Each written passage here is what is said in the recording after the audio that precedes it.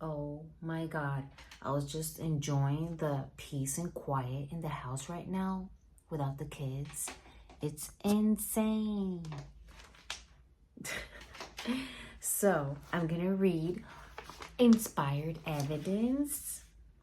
Today is January 16, and the reading is inspired by Christian Truth.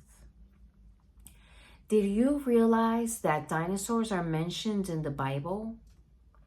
In Job 40, we find a description of a behemoth. It feeds on grass like an ox. Its tail sways like a cedar tree. Its bones are like tubes of bronze and rods of iron. The behemoth ranks first among the works of God. It hides among the reeds in the marsh. This behemoth is sometimes identified as a hippo or elephant by liberal theologians. However, neither of these animals fully fits the description. Instead, the behemoth sounds like an apatosaurus, formerly called the brontosaurus. God was describing a creature with which Job was familiar. Since Job lived after the Genesis flood, this dinosaur did not disappear in the flood event. You will recall that Noah took representatives of all basic animal groups aboard the ark, and that would have included the dinosaurs. They left the ark and repopulated the earth. God was just describing a huge creature that Job had seen. Job 41 mentions a creature called the Leviathan. Again, details of the creature are mentioned. Its strong scales are his pride.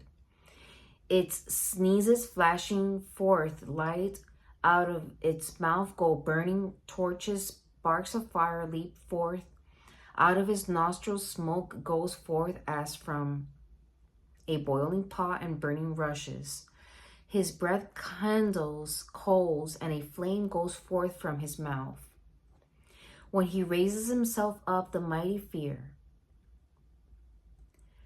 Liberal theologians, influenced by evolutionary thinking, attempt to identify this creature as a crocodile. It simply does not fit.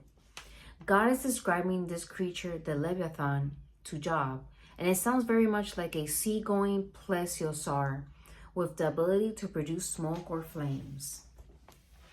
This is not impossible, since even the lowly bombardier beetle has been given this same ability. The people of Job's day were clearly familiar with both the behemoth and Leviathan. Throughout human history and the Bible, these types of creatures were referred to as dragons. Apparently, like many other creatures, they have become extinct since the time of Job and Noah. Ooh, I got something to say about this. But first, let's read the scripture quote of the day, Job 41:1. Canst thou draw out Leviathan with an hook, or his tongue with a cord which thou lettest down? Question. Okay. So, I used to be a little bit into the dark arts, and I studied a little bit about demonology. And so I used to have, I gave it up along with other books, but I remember reading about these creatures in the Dictionary of Demonology, which basically, and there's this famous book called I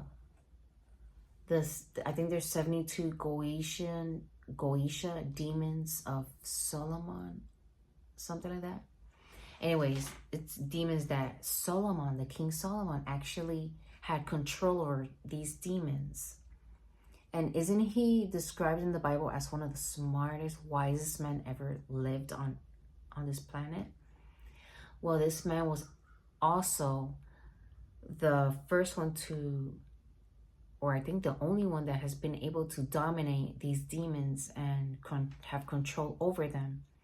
And so much so that he knows the basic science down to it. Like, he knows the demons so well that he knows what they like as far as the scents they like, the herbs and colors they're attracted to, all that.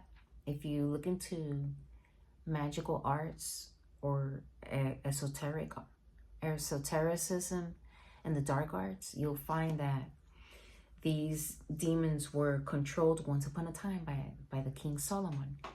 And so I think there's 72 demons in the Goetia. It's a really famous book. I would not recommend it unless you are an actual serious practicing magician. But for those that are serious, that is a great start. I mean, actually not. That was more advanced book for more matured witches or wizards or whatever you want to call it. Anyways, where was I going with all that? How he mentioned the Behemoth and Leviathan. Those are two of the demons in the Goetia. And they're high ranking, of course. They're all ranked high. They're either kings or princes and such. I don't know the whole detail. I have to look it up to give you the specifics, but that's not what we're here for anyway. But anyhow, see how you can interpret things your own way, and even those that are in the light, nobody has a perfect answer. Why do you think there's so many religions in Christianity? See, imagine an umbrella. This is Christianity, where you hold, this is the umbrella you're holding, right? And then the umbrella has a bunch of little strings attached. You know, there's a bunch of wires that attach to make the umbrella possible. So there's the religion, Christianity, and then there's all the other, all the denominations. And then in each denomination, there's other divisions within that. Like, for example, I'm a Baptist. In baptism, there's so many branches of baptism. Southern Baptist, Northern Baptist. There's other Baptists of this and that, and the First Baptist Church, this church, this one's independent. There's so many branches, no wonder there's so many people that rather be agnostic or atheist or choose another path, because we're so divided and so consumed within our own beliefs that we totally blind ourselves from all other opinions and interpretations. You're not perfect. You're a human being just like me. That pastor that has studied and gone into prayer and fasting, if that's why I trust people that do the work. If you've done the work, be that from the black arts or from a Christianity, if you've done your work, you know what you're talking about. I have a strong,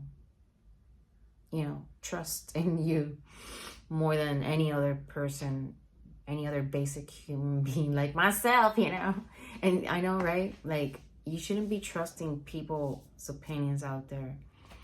Even if it's your pastor, your pastor this or your pastor that. I've had so many pastors and people that I listen to.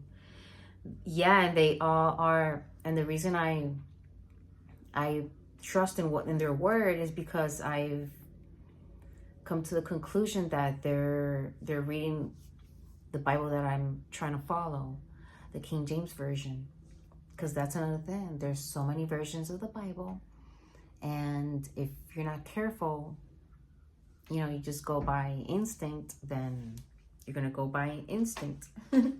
Or whatever path you choose to follow, that's up to you. Anyways, I lost my train of thought. Sorry. Anyhow, so Behemoth is actually a demon, according to the Goetia Book of Solomon. Don't take my word for this. Research these words that I'm telling you, and you'll bump into it. You know what I'm saying? You'll bump into it. And so the fact that they mentioned that the author of this book mentions that,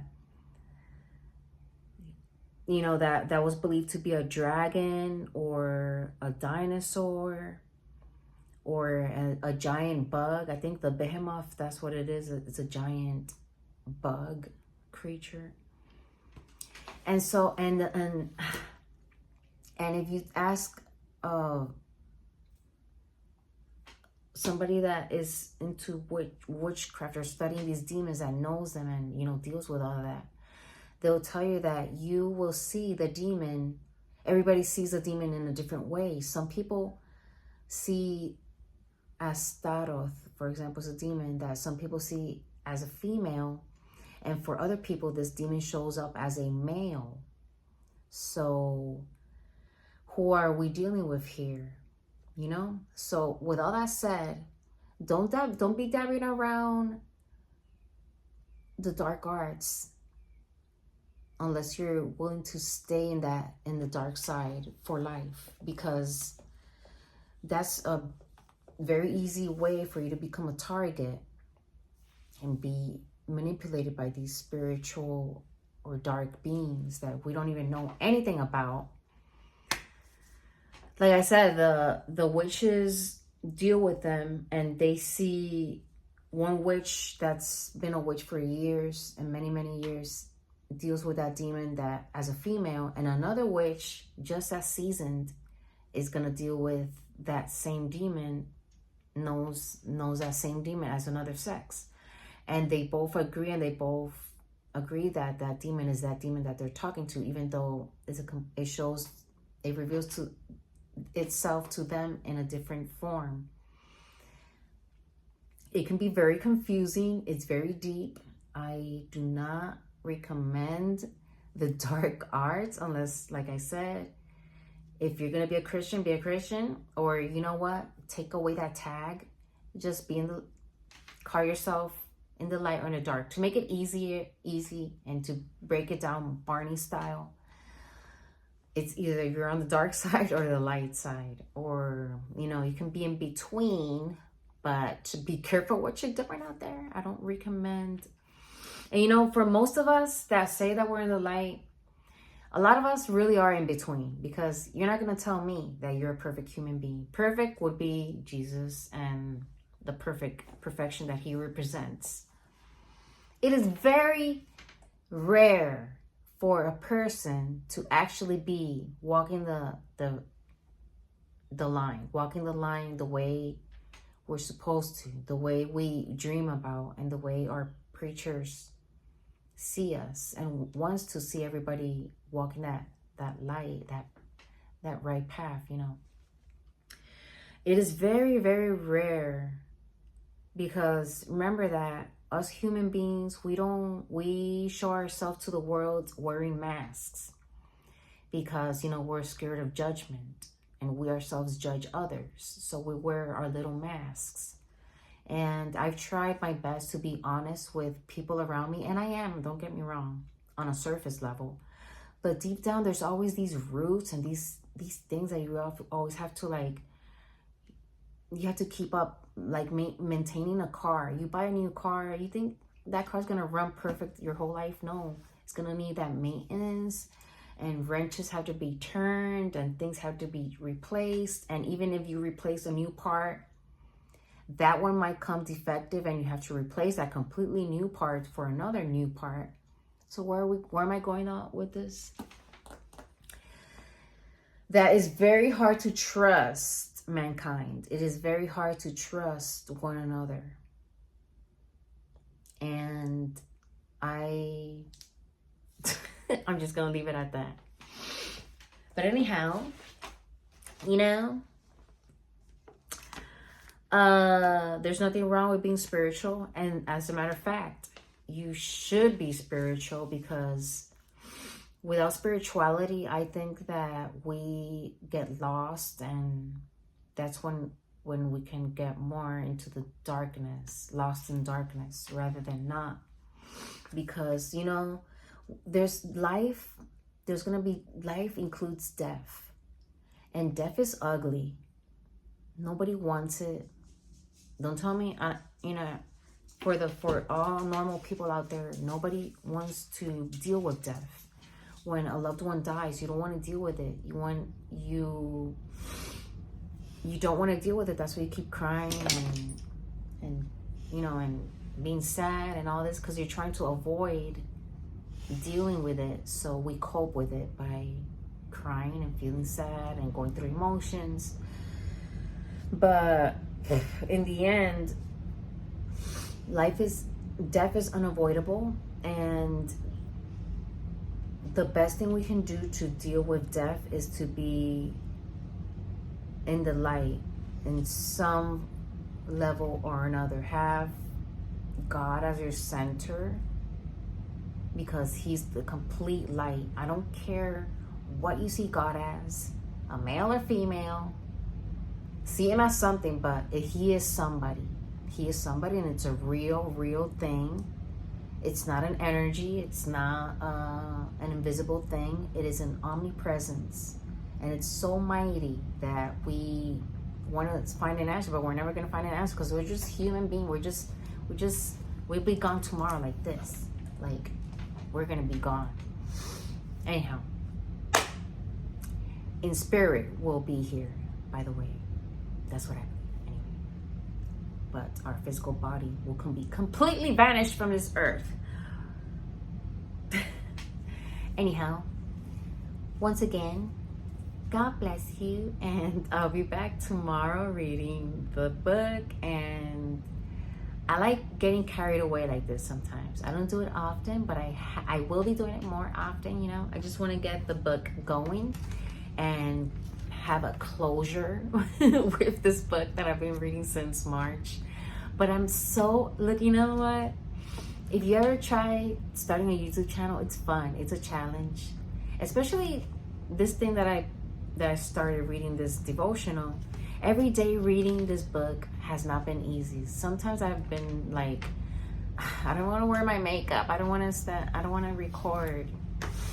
And 60% of the time I'm not even wearing makeup, and I still have to record, because I made myself, you know, I made a commitment to myself that this is a daily devotional, and it's a whole year's worth of reading with scripture at the end of each reading. And so I'm gonna do it. So I got it started, and I'm gonna finish it, and it's gonna be done in March. Woohoo! And then I'm gonna continue making more content, because I'm very creative. Believe it or not, I can't stop thinking. And so I have ideas. Anyways, don't judge me. So, am I gonna keep talking, or am I gonna end this? What else was I gonna say? Yada yada yada. Nothing. I'm just gonna end the video here, because I'm getting awkward already. Anyhow, bye.